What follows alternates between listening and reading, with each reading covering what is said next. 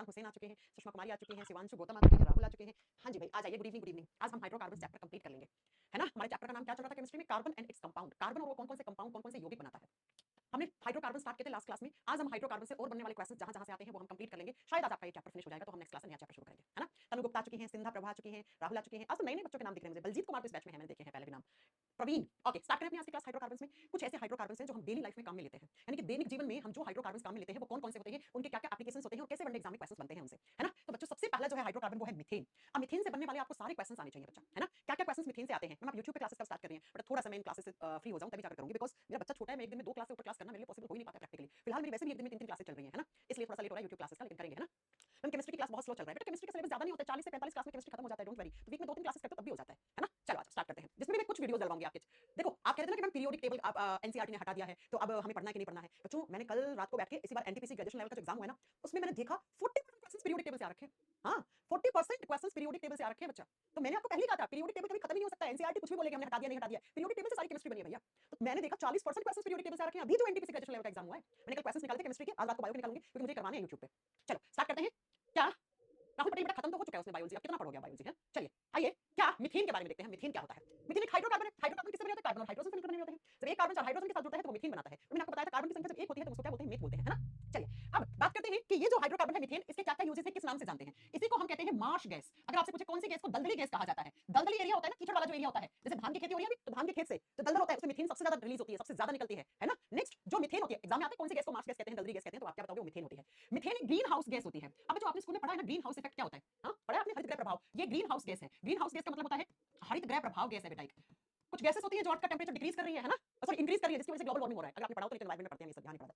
Methane एक green house gas है कि नहीं आपको बताना है, यस। अच्छा अगर आपसे एग्जाम में पूछे मेन ग्रीन हाउस गैस कौन सी होती है, मुख्य हरित गृह प्रभाव दिखाने वाली गैस कौन सी है, तो वो कार्बन डाइऑक्साइड होती है। साइड में लिखना आप, ठीक है। Main green house gas is carbon dioxide. लेकिन साथ में आप क्या बताओगे बेटा, जो ग्रीन हाउस गैस है वो मीथेन भी है। एक बच्चा कह रहा है मैम सैटरडे वाली क्लास में 16 मिनट की, बेटा बाहर से 16 मिनट दिख रहा है, अंदर खोल के तो देख लो पहले। नेक्स्ट मीथेन जो होती है वो आते हैं बेटा जो जुगाली करने वाले जानवर होते हैं। जुगाली करने वाले जानवर कौन होते हैं, जैसे गाय भैंस, है ना, इनको रुमिनेट्स बोलते हैं इंग्लिश में। जुगाली करने वाले जो जानवर होते हैं, जो वो जुगाली करते हैं। जुगाली समझते हो, गाय भैंस खाना खाने के बाद अपना मुंह ऐसे चला रही होती है। इसका मैं रीजन आपको बायोलॉजी की क्लास में बताऊंगी। पेट में जो खाना होता है रुमिनेट वाले हिस्से में वापस मुंह में लाती है गाय भैंस, वो यहाँ नहीं पड़ेगा। तो जो जुगाली करने वाले जानवर होते हैं उनकी जुगाली के अंदर कौन सी गैस पाई जाती है, मीथेन पाई जाती है। और आप बताओगे कि जो गाय भैंस का ताजा गोबर होता है, जो काऊ मांस होता है, काऊ डंक होता है ना, जो ताजा गोबर होता है उसके अंदर सबसे ज्यादा कौन सी गैस पाई जाती है, ताजा गोबर के अंदर मीथेन सबसे ज्यादा पाई जाती है। एग्जाम में क्वेश्चन आता है कि जो काऊ डंक होता है या फिर जो बायोमास होता है उसके अंदर कौन सी गैस ज्यादा होती है, तो आप करेंगे मीथेन।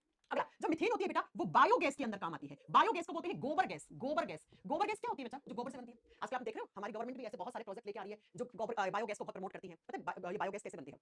गोबर ओबर को एक कंटेनर में रखा जाता है बड़े से, यानी जमीन में खड्डा खोद के गोबर ओबर डाला जाता है उसके अंदर, ऊपर से उसको टाइटली बंद कर दिया जाता है और कुछ दिनों के बाद वहां से कौन सी गैस निकलती है, बायोगैस निकलती है, गोबर गैस निकलती है। तो याद रखना कि जो बायोगैस होती है उसमें सबसे ज्यादा मीथेन होती है। कितना परसेंट, लगभग 55% में मीथेन होती है। बाकी इसके बाद जो ज्यादा होती है वो कार्बन डाइऑक्साइड होती है 30 से 35% में। और क्या क्या होता है आप लिखोगे H2 गैस होती है 2.5% के लगभग, 2 से 2.5% या 2.5% भी लिख सकते हो। और N2 गैस होती है। N2 गैस का मतलब नाइट्रोजन गैस, कितनी 7.5% लगभग।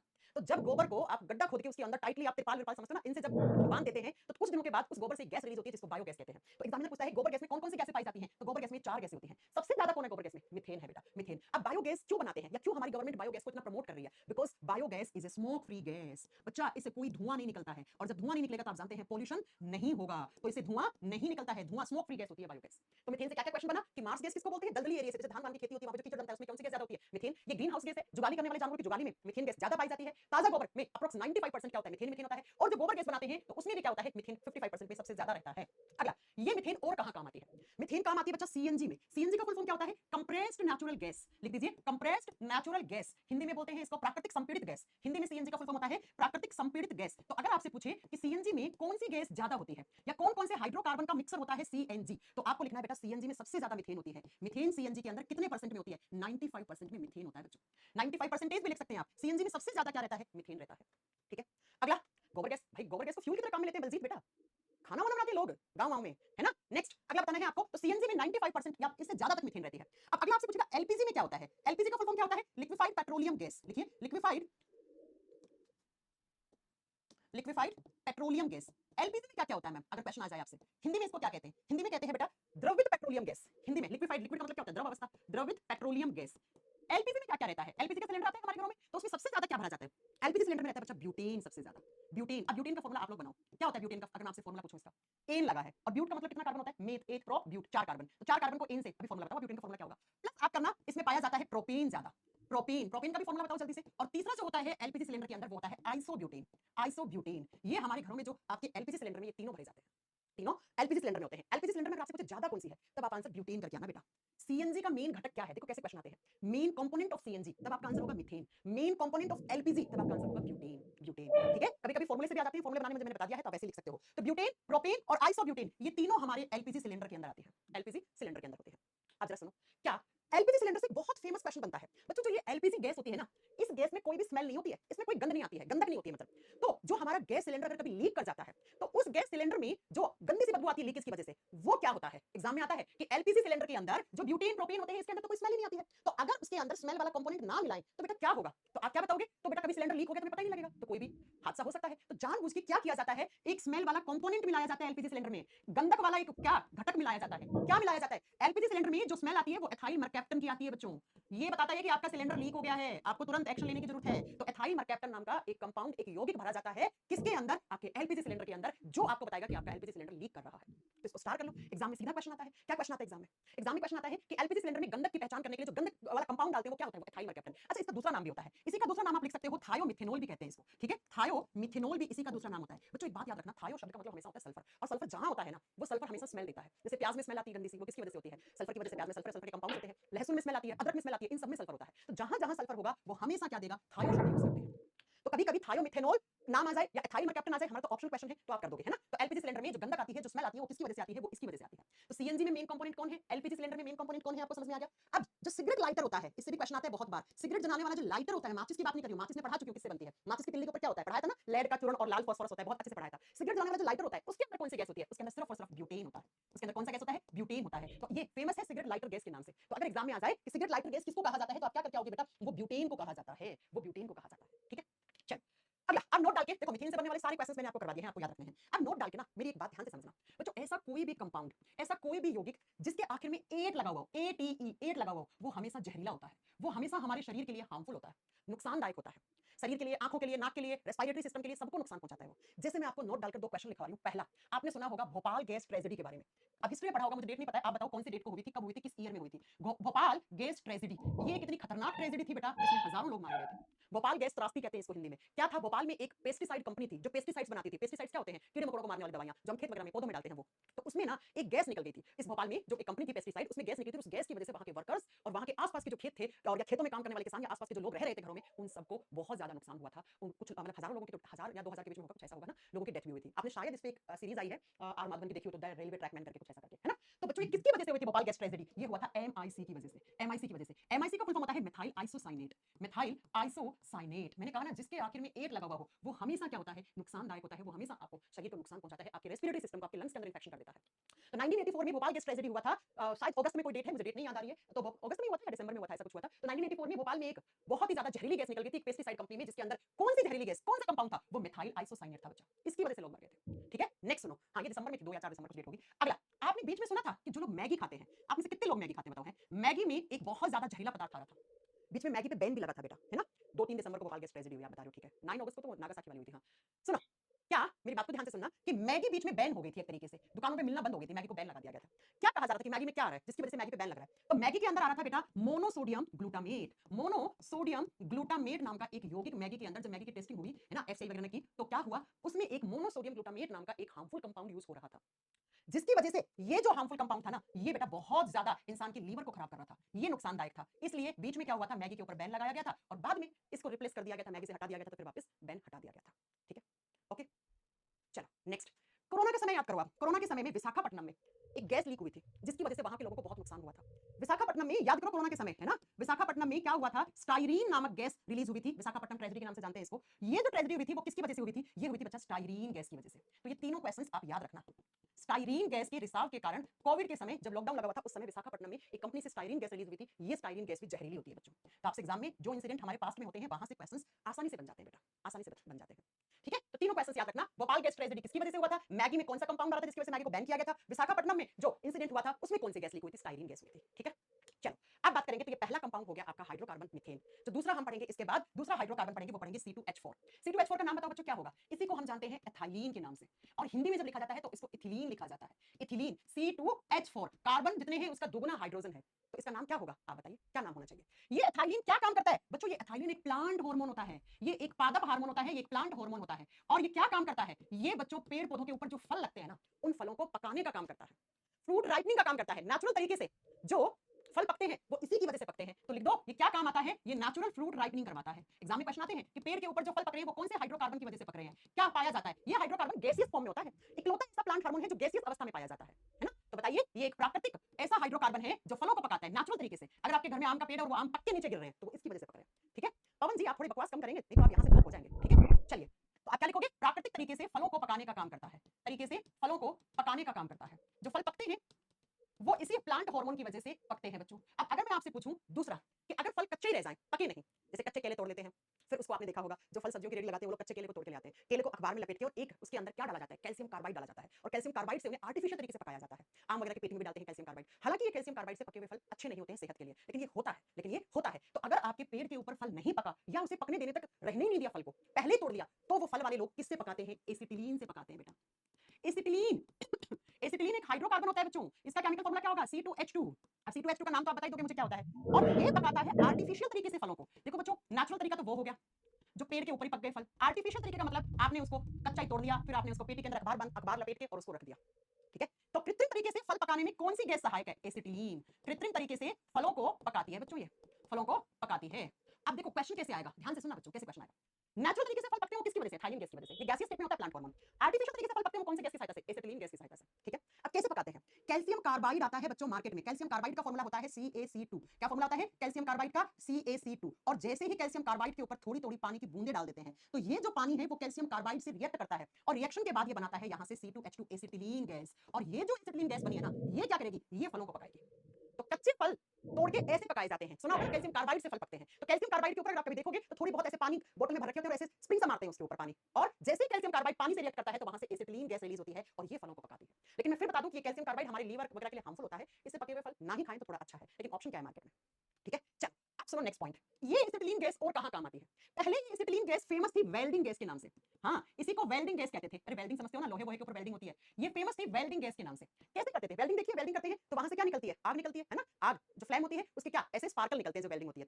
तो बच्चों आग किसकी वजह से लगती है, ऑक्सीजन की वजह से। तो क्या करते थे, ऑक्सीजन प्लस एसिटिलीन दोनों गैसों को मिक्स करके वेल्डिंग की जाती थी बच्चों। और जैसे ऑक्सीजन और एसिटिलीन साथ में आते थे तो इसे कहा जाता था ऑक्सी एसिटिलीन। क्या कहा जाता था, ऑक्सी एसिटिलीन। और इसी ऑक्सी एसिटिलीन को हम कहते थे वेल्डिंग गैस, वेल्डिंग करवाने वाली गैस।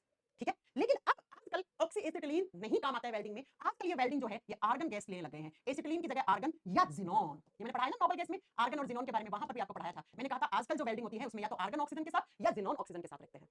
वेल्डिंग तो समझते हो ना, देखी होगी ना कभी कभी, तो वेल्डिंग में जो आग लगती है ना वो आग इसकी वजह से होता है बेटा, आग इसकी वजह से होता है। ठीक है, हम फॉर्मिक एसिड से भी फ्रूट पकाते हैं, नहीं ये कहां से सुना आपने, फॉर्मिक एसिड से कहां से पक जाएंगे, फॉर्मिक एसिड प्रिजर्वेटिव की तरह काम कर सकता है, ये मैं मानती हूं, लेकिन वो हार्मफुल प्रिजर्वेटिव कहलाएगा। ठीक है चल, तो एसिटिलीन से बनने वाले क्वेश्चन आपको याद रखने हैं, क्या क्या क्वेश्चन आते हैं इस तरीके से। अब चलेंगे नेक्स्ट, अगला अगला अगला जो हाइड्रोकार्बन होता है उसको बोलते हैं, एक नंबर पे मीथेन, दो नंबर पे इथाइलिन, तीन नंबर पे एसिटिलीन, चार नंबर पे आप लिखोगे ऑक्टेन। ऑक्टेन ऑक्टेन फॉर्मूला बना दो, क्या बनेगा, ऑक्ट का मतलब क्या होता है 8 कार्बन, तो कार्बन की संख्या 8 रखो, एन लगाए तो 18 क्या हो, C8H18 क्या हो जाएंगे बेटा, ऑक्टेन का फॉर्मूला होगा, दुगुने से दो अधिक एन में, है ना। चलो ऑक्टेन का फॉर्मूला होता है C8H18। याद रखना बच्चों, ये जो हाइड्रोकार्बन है, हाइड्रोकार्बन ही तो हुआ, कार्बन हाइड्रोजन से बना है, ये कहां काम आता है, पेट्रोल बनाने में। बच्चों जो पेट्रोल होता है ना, उस पेट्रोल को बनाने के लिए जो मेन हाइड्रोकार्बन होता है वो ऑक्टेन होता है। ये पेट्रोल बनाने का मेन कंपोनेंट है, मुख्य घटक है, इसी से पेट्रोल बनता है। इसीलिए अगर आपने सुना हो कि हम पेट्रोल की जो प्योरिटी होती है, कि पेट्रोल कितना परसेंट प्योर है, वो किसमें चेक करते हैं, ऑक्टेन नंबर में। प्योरिटी ऑफ पेट्रोल, पेट्रोल की शुद्धता जो मापी जाती है वो किसमें मापी जाती है, ऑक्टेन नंबर में मापी जाती है बच्चा।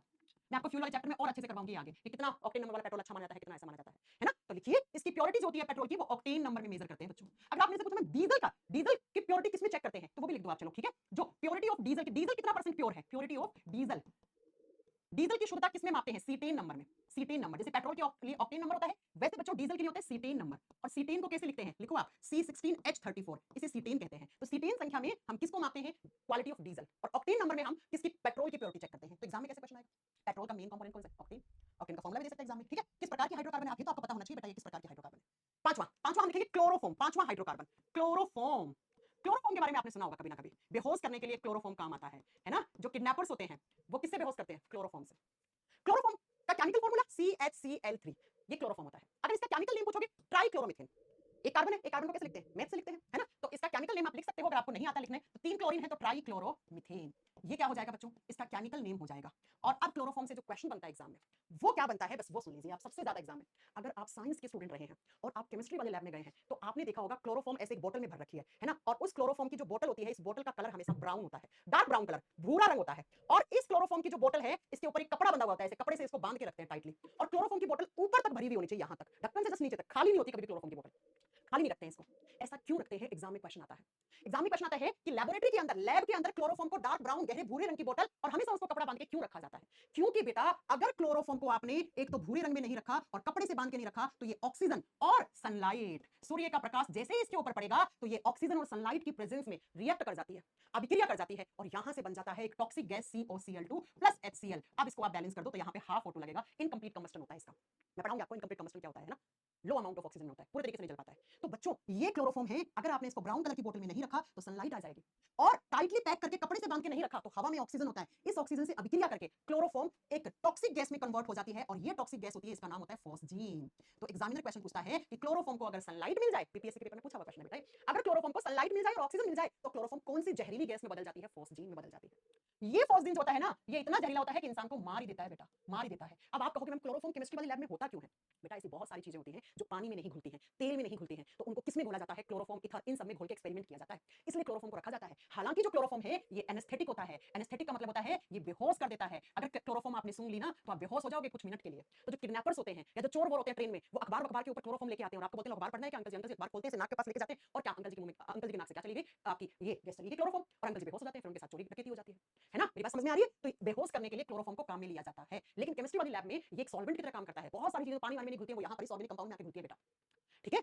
तो आप क्या बताओगे कि फोर्स क्लोरोफॉर्म कौन सी जहरीली गैस में बदल जाता है, फोर्सजीन गैस में बदल जाता है, इसीलिए इसको टाइटली पैक करके ब्राउन कलर की बोतल में रखा जाता है। हिटलर का नाम सुना है, हिटलर क्या करता था, हिटलर ऐसे एक गैस चैम्बर बनाता था बेटा, है ना, ऐसे एक छोटा सा रूम, एक चैम्बर बनाता था, ऐसे छोटा सा एकदम बिल्कुल छोटा सा रूम, इसे बोलता था वो गैस चैम्बर। और इस चैम्बर के अंदर, इस कमरे के अंदर क्या छोड़ता था वो, दो गैस, पहली कौन सी, फॉस्जीन, फॉस्जीन गैस, और प्लस फॉस्फीन। फॉस्फीन भी जहरीली होती है बच्चों, इसका फॉर्मूला PH3 होता है, ठीक है, और इसका फॉर्मूला तो मैंने लिख दिया है, PH3। तो हिटलर जी क्या करते थे, गैस का चैम्बर बनाते थे, छोटा सा कमरा चैम्बर ऐसे बनाते थे, उसके अंदर ये दोनों गैस छोड़ देते थे ऐसे, और इसके अंदर आदमी को, जिस आदमी को सजा देनी होती थी उस आदमी को यहाँ छोड़ देते थे। ये आदमी तड़प तड़प के बहुत गंदे तरीके से मरता था। उसके जैसे ही इस कमरे में जाता, वो इस चैम्बर में जाता, तो उसके नाक से मुंह से दोनों गैस जाती और दोनों गैस जाके फेफड़ों के अंदर इंफेक्शन करती, फेफड़ों को एक तरीके से ब्लास्ट कर देती, तो फेफड़ा फेल होने से, हार्ट अटैक आने से इंसान मर जाता था कुछ मिनटों में, बस 5 से 7 मिनट के अंदर इंसान खत्म हो जाता था। तो एग्जाम में क्वेश्चन आता है, क्या क्वेश्चन आता है एग्जाम में, एग्जाम में क्वेश्चन आता है कि हिटलर अपने गैस चैम्बर में कौन कौन सी गैसें छोड़ता था, फॉस्फीन और फॉस्फीन, दोनों जहरीली होती है बेटा, ये इतनी जहरीली होती है कि इंसान 5 से 7 मिनट में मर सकता है, और वो भी तड़प तड़प के, गला घुट घुट के, गले को ऐसे दो से पकड़ेगा वो कि अंदर ना जाए, अंदर ना जाए, और तड़प तड़प के मर जाता था। कपिल कुमार कह रहे जय हिंद मैम, मैं अभी सीआरपीएफ में हूं और दिल्ली पुलिस AWTPO देना चाहता हूं। ओके, मैं आपकी वजह से सीआरपीएफ में लगा हूं, थैंक यू सो मच बेटा, सीआरपीएफ का तो अच्छा खासे क्वेश्चंस आते हैं, है ना। तो ये हिटलर चैम्बर अपनी कौन कौन सी गैसेस अपने चैम्बर में डालता था, फॉस्फीन और फॉस्फीन दोनों गैसेस काम में लेता था। तो ये भी क्या हो गया, क्लोरोफॉर्म से बनने वाले क्वेश्चंस। तो पांचवा हाइड्रोकार्बन क्लोरोफॉर्म हो गया। क्लोरोफॉर्म हाइड्रोकार्बन है, देखो ना, कार्बन हाइड्रोजन, 3 क्लोरीन के मॉलिक्यूल्स के साथ जुड़ता है, ट्राइक्लोरोमीथेन हो गया। चलिए अगला, पांचवा लिखे, पांचवा अल्कोहल, आपका फेवरेट है ना, आ गया। अब अल्कोहल का फॉर्मूला आप बनाएंगे बेटा। चलिए 5 नंबर पे लिखो अल्कोहल। अब अल्कोहल को बोलते हैं हिंदी में शराब। शराब दो तरीके की होती है, दोनों शराब से कैसे क्वेश्चन आते हैं अभी मैं आपको बताती हूँ। तो शराब का मैंने आपको बताया था फंक्शनल ग्रुप क्या लगता है, अल्कोहल का फंक्शनल ग्रुप क्या लगता है, OH लगता है, बताई थी ना मैंने ये चीज आपको, याद करो। और अल्कोहल का जो जनरल फॉर्मूला होता है वो होता है बेटा CnH2n+1, ये अल्कोहल का जनरल फॉर्मूला। इस फॉर्मूले से शराब बनती है। अब दो तरीके की शराब बनेगी, सुनो। अब यहाँ कार्बन की वैल्यू 2 करो, 2 करोगे तो C2 हो गया, यहाँ पे 2 रखोगे तो आपका 2 2 4 और 1 5 हो गया, तो C2H5OH, ये पहली शराब बन गई। और इस शराब को बोलते हैं इथाइल अल्कोहल, या इथिल, हिंदी में इथिल लिखते हैं। इसी शराब को बोलते हैं इथाइल अल्कोहल, हिंदी में लिखा जाता है इथिल अल्कोहल, इथिल अल्कोहल। और यही वाली जो शराब होती है ना बच्चों, ये पीने वाली शराब होती है, ये ड्रिंकिंग अल्कोहल होती है। जितनी भी हार्ड ड्रिंक आती है वो इसी से बनती है बच्चों। पीने वाली जो शराब आती है वो इसी को बोलते हैं, इसको ड्रिंकिंग अल्कोहल कहते हैं। ये पीने वाली शराब है, जितनी भी शराबें आती है वो सारी इसी से बनती है। पहला पॉइंट याद रखना। अब आप एक काम करो, यहां पर कार्बन की वैल्यू 1 करो। जब कार्बन की वैल्यू 1 करोगे तो क्या बनेगा, C और H3OH, यही बनेगा। 1 + 2 कितना हो जाएगा, 3 हो जाएगा, यही होगा, CH3OH होगा। और ये जो CH3OH होता है ना बेटा, इसको क्या कहते हैं, देखो 2 कार्बन होते हैं उसको एथ कहते हैं, 1 कार्बन होता है उसको मेथ कहते हैं, तो इसे कहते हैं मेथाइल अल्कोहल। इसे क्या कहते हैं, मेथाइल अल्कोहल। इसी का दूसरा नाम क्या होता है, हिंदी में मेथिल अल्कोहल कहा जाता है, ठीक है, प्रोनाउंस मेथाइल किया जाता है इसको, हिंदी में इसको मेथिल अल्कोहल। और इसी का दूसरा नाम होता है मिथेनॉल। जैसे इसको क्या बोलते हैं ऊपर वाले को, याद है ना, मैंने कहा था कि ऑल का जब भी OH ग्रुप होता है फंक्शनल ग्रुप, तो लास्ट में क्या लगता है, ओल लगता है, मैं सब कुछ पढ़ा चुकी हूं आपको। और इसको क्या बोलते हैं, इथाइल अल्कोहल को, इसे इथेनॉल कहते हैं। तो या तो मैं ये कह दूं पीने वाली शराब इथेनॉल होती है, या मैं ये कह दूं कि इथाइल अल्कोहल होती है। ये वाली शराब होती है, ये टॉक्सिक होती है, ये जहरीली होती है, अगर ये पी तो इंसान अंधा होएगा या मर भी सकता है ज्यादा अमाउंट में पी ली तो, ठीक है। इसे बोलते हैं कच्ची शराब, ये कच्ची शराब के नाम से फेमस है बेटा, ठीक है। ये कच्ची शराब पीने से इंसान इतने अंधे हो गए, हरियाणा में लोगों ने कच्ची शराब पी ली, है ना, और वो क्या हो गए, वो अंधे हो गए या वो हॉस्पिटल में एडमिट हो गए। तो पीने वाली शराब हमेशा ये होती है और कच्ची शराब ये होती है। अच्छा, इसमें मेथाइल अल्कोहल के साथ ना, मेथाइल अल्कोहल में जहरीला क्या होता है, पाइरिडीन होता है। मेथाइल अल्कोहल के अंदर जो जहरीला होता है उसका नाम पाइरिडीन होता है बच्चों, लिख लेना, ये इंसान को खत्म करता है। पाइरिडीन मिलाया जाता है, और ये जो पाइरिडीन होता है ना, ये जहर एक तरीके का, ये मान लो। अगर किसी को मारना है तो उसे ये पिला दो, ऐसी मिथेनॉल पिला दो जिस मिथेनॉल के अंदर पाइरिडीन है। ये पाइरिडीन स्लो पॉइजन, धीरे धीरे जहर की तरह काम करेगा और इंसान को मार देता है। तो बच्चों मेरा क्वेश्चन क्या है कि एग्जाम में कैसे क्वेश्चन आते हैं। इथेनॉल एक हाइड्रोकार्बन होता है, इथेनॉल का जनरल फॉर्मूला ये होता है, इसमें अगर 2 कार्बन करोगे तो आपका एथाइल अल्कोहल बन जाएगा, 1 कार्बन रखोगे तो मेथाइल अल्कोहल बन जाएगा। ये कच्ची शराब है, इसको पीने से आपके शरीर के अंदर जहर फैल सकता है, पाइरिडीन की वजह से इसके अंदर पाइरिडीन मिक्स करके बनाया जाता है, और ये वाली अंधा भी कर सकती है इंसान को। जितनी भी पीने वाली शराब होती है वो इससे बनती है। अब मैं आपको 2 क्वेश्चन ऊपर वाली शराब से करवाना चाहती हूँ, बहुत ध्यान से समझना मेरे दोनों क्वेश्चन। बच्चों आप लोग चिल्ड बियर खरीदने जाते हो, है ना। बियर का जो कैन होता है, बियर की जो बोतल होती है, वो फ्रिज के अंदर रखी हुई होती है पिछले 1 महीने से फ्रिज में, लेकिन बियर के कैन के बाहर बर्फ जम जाती है, अंदर कभी बियर जमा हुआ मिला है क्या आपको? नहीं मिला ना। क्यों नहीं मिला? कभी सोचा है आपने कि बियर का जो बोतल होता है या जो बियर का जो भी कैन वैन आता है, उसको फ्रिज के अंदर रखा है 1 महीने 2 महीने से, उसके बाहर बाहर क्या बर्फ जम जाती है, लेकिन उसके अंदर कभी बियर नहीं जमती। कभी बियर जमी हुई देखी है आपने? हाँ, अगर वो फूट जाएगा तब वो बाहर आके जम जाएगी, ऐसा हो सकता है। तो चिल्ड बियर क्यों खरीदते हैं? चिल्ड बियर हमेशा चिल्ड क्यों होती है वो सुनो। ये जो एथाइल अल्कोहल होता है ना, इसका बच्चों फ्रीजिंग पॉइंट बहुत ज्यादा होता है। फ्रीजिंग पॉइंट समझ रहे हो आप? हिमांक बिंदु, हिमांक बिंदु। ये माइनस में इसका टेम्परेचर होता है बच्चों। इसका फ्रीजिंग पॉइंट जो होता है वो माइनस लगभग 112 डिग्री सेल्सियस होता है। ऐसा तो कोई फ्रिज आप काम में नहीं ले रहे जो माइनस 112 डिग्री सेल्सियस पे रखे हो, हाँ? नहीं ना। इसका बॉइलिंग पॉइंट, इसका क्वथनांक बिंदु कितना होता है अगर आपसे पूछ ले तो बॉइलिंग पॉइंट और फ्रीजिंग पॉइंट दोनों से क्वेश्चन आ जाते हैं। वो बेटा लगभग 78 डिग्री सेल्सियस होता है।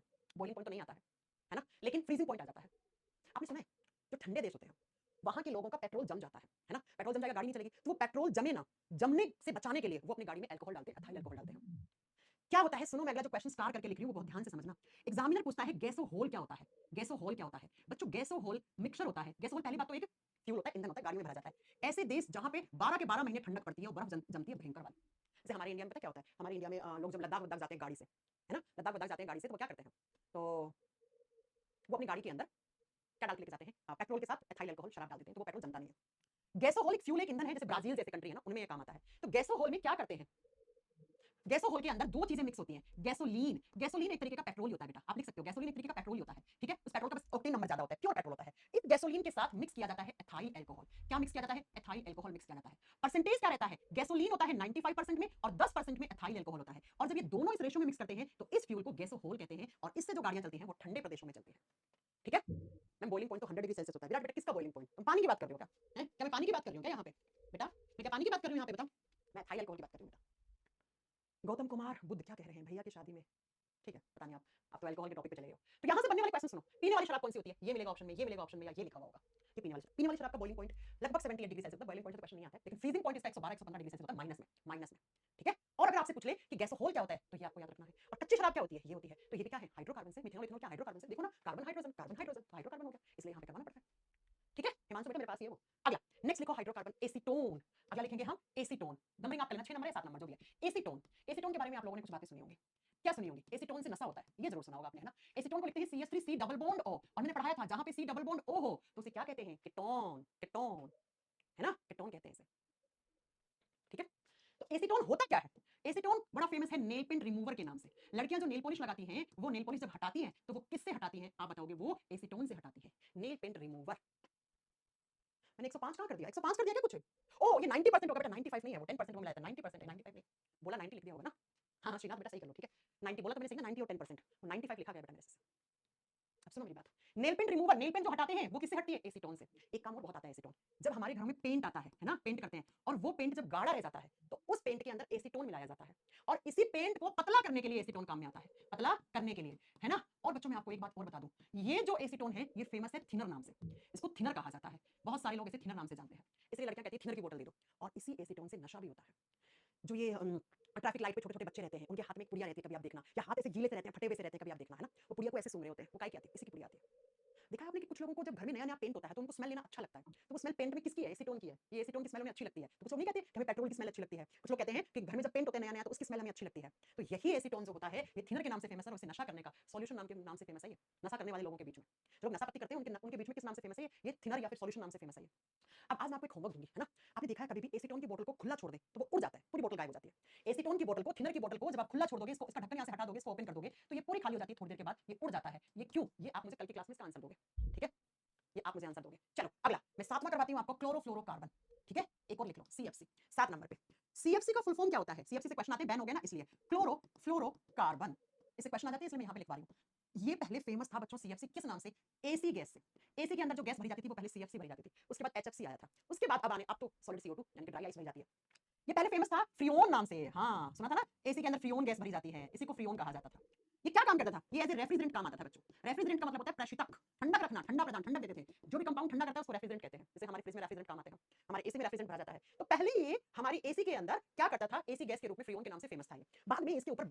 कंप्लीटली बैन, बैन का मतलब प्रतिबंध लगा दिया गया इसके ऊपर। क्यों लगा दिया गया था? क्योंकि ये जो सीएफसी है ना, ये कर रहा था ओजोन लेयर डेप्लीशन। क्या कर रहा था? ओजोन लेयर डेप्लीशन कर रहा था। जो ओजोन लेयर होती है, ओजोन परत होती है, उसको धीरे धीरे क्षय पहुंचा रहा था। और आप जानते हैं अगर ओजोन होल हो जाता है या ओजोन परत का क्षय हो जाता है तो ओजोन परत क्या करती है? ये एनवायरमेंटल साइंस का पार्ट होता है। ओजोन लेयर अल्ट्रावायलेट रेज को हमारी स्किन तक आने से बचाती है। अगर ये ओजोन लेयर नहीं होगा तो डायरेक्टली जो यूवी रेज होती है वो हमारी स्किन में आती है और वो स्किन कैंसर तक कर सकती है, इतनी खतरनाक होती है। ठीक है, तो ओजोन लेयर डेप्लीशन कर रहा था, ओजोन परत को क्षय पहुंचा रहा था, इसलिए इसके ऊपर बैन लगा दिया गया था।